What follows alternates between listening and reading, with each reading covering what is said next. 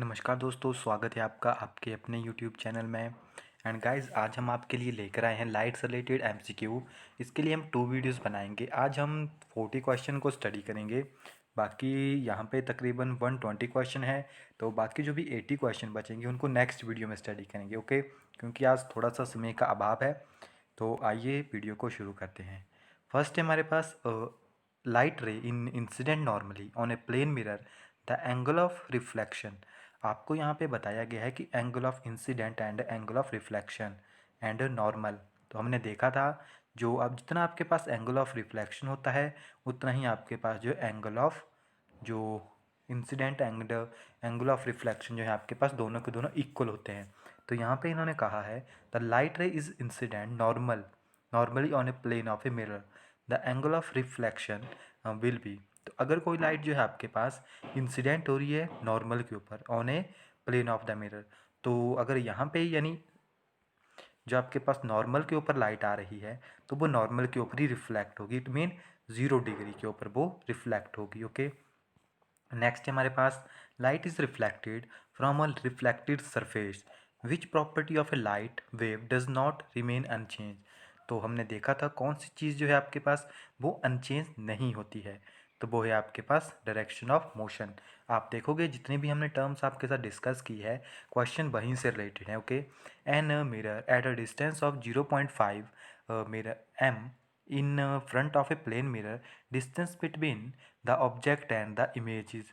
अगर किसी ऑब्जेक्ट की आपके पास जो डिस्टेंस है वो रखा गया है 0.5 के ऊपर, ओके, किसी प्लेन मिरर के, तो जो डिस्टेंस है आपके पास वो कितना होगा ऑब्जेक्ट एंड इमेज के बीच में, तो आपके पास यहाँ पे बनेगा 1। ओके, एंड नेक्स्ट है हमारे पास man run toward a mirror at a speed 15 metre.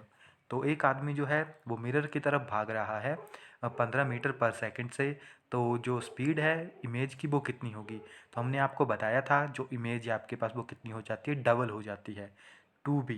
अगर आपको याद है, अगर वीडियो देखी है आपने, तो 30 metre per second. And an object is placed 0.3 metre from a concave mirror. Concave mirror से 0.3 मीटर जो है वो किसी ऑब्जेक्ट को रखा गया है।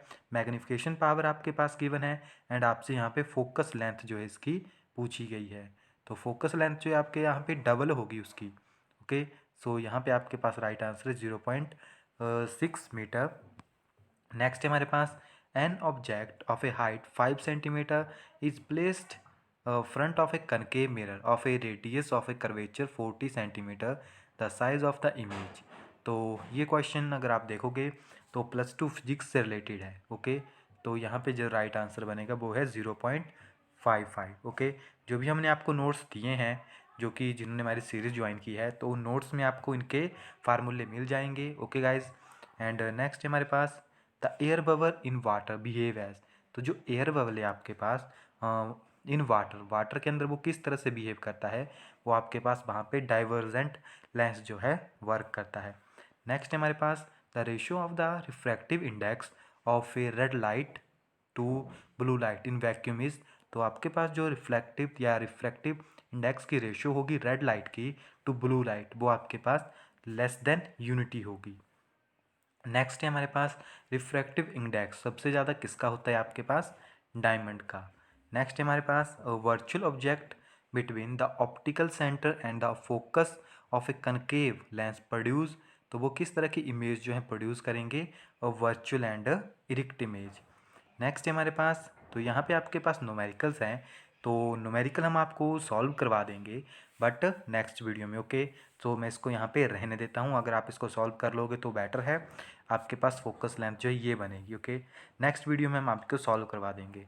And concave lens is immersed in oil, then refractive index depend upon. हमने ये पहले भी आपको करवाया था। हमने जो पीछे थ्योरी करवाई थी वहाँ पे देखा था कि जब हम किसी लिक्विड में किसी लेंस को इमर्ज करते हैं तो हमारे पास क्या इफेक्ट होता है। तो यहाँ पे आपके पास जो रिफ्लेक्टिव इंडेक्स है वो ना ही ऑयल के ऊपर डिपेंड करेगा, ना ही वो लेंस के ऊपर। ओके, ना ही ऑयल लेंस ना ही ऑयल, तो यहाँ पे नन ऑफ दीज जो है आपके पास राइट आंसर है।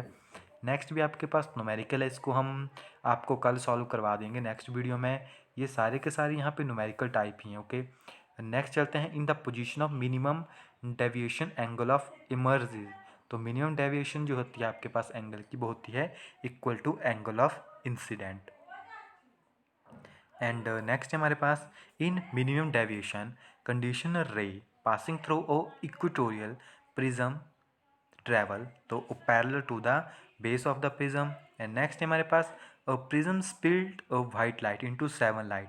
तो ये काफ़ी इंपॉर्टेंट है and this is so because of, तो जो आपके पास लाइट है वो 7 कलर में क्यों चेंज हो रही है, क्योंकि जो वेलोसिटी होती है आपकी वो डिफरेंट होती है। ओके, जिसकी वेलोसिटी आपके पास कम होती है उसकी वेवलेंथ ज़्यादा हो जाएगी, जिसकी वेवलेंथ ज़्यादा होती है उसकी वेलोसिटी कम हो जाएगी, ये हमने कल पढ़ा है। Okay, the deviation produce by A prism is, तो जो डेविएशन है प्रोड्यूस होती है प्रिज्म में वो किसके द्वारा होती है या कितनी होती है, तो हमने देखा था ग्रेटर जो है वायलेट के लिए होती है एंड लीस्ट जो है आपके पास रेड के लिए होती है।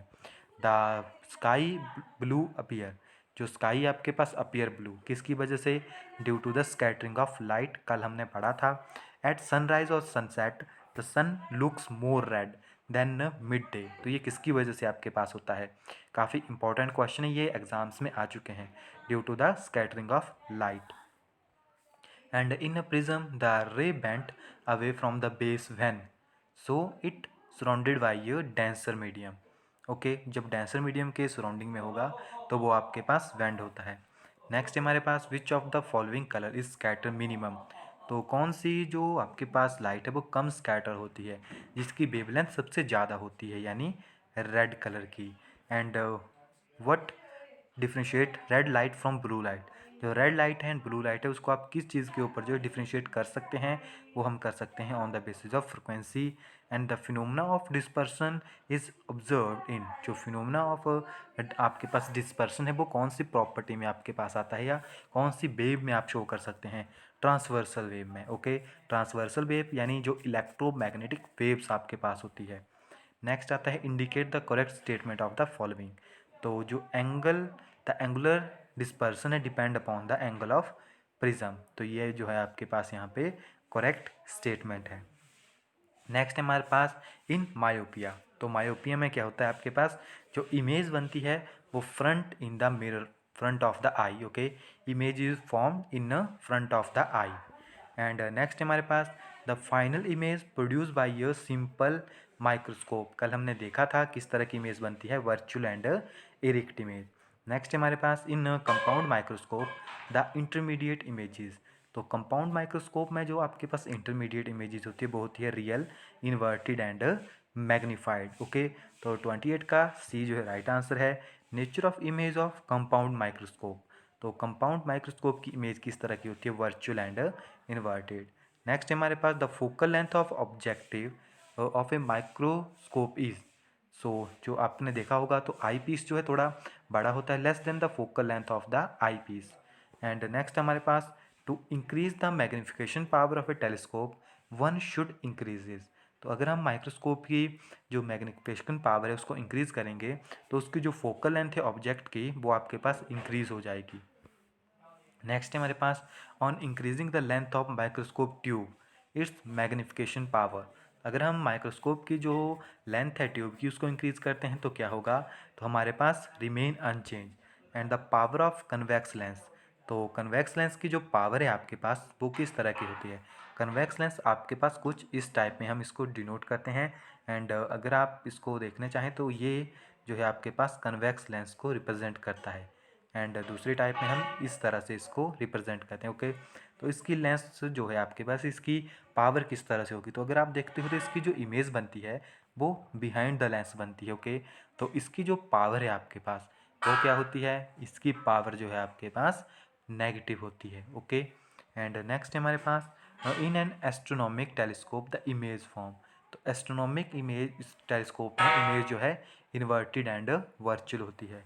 नेक्स्ट हमारे पास रेनबो इज ड्यू टू, तो रेनबो आपके पास किसकी वजह से बनता है, हमने पढ़ा भी था, तो रेनबो हमारे पास बनता है डिस्पर्शन ऑफ लाइट की वजह से। ओके, तो डिस्पर्शन ऑफ लाइट होती है जिसमें आपके पास 2 टाइप के रेनबो बनते हैं, प्राइमरी एंड सेकेंडरी, जो हम आपके पास पहले ही स्टडी कर चुके हैं।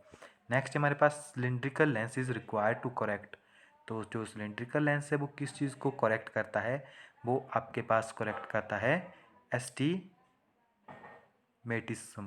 ओके, अस्टिगमेटिज्म को वो करेक्ट करता है।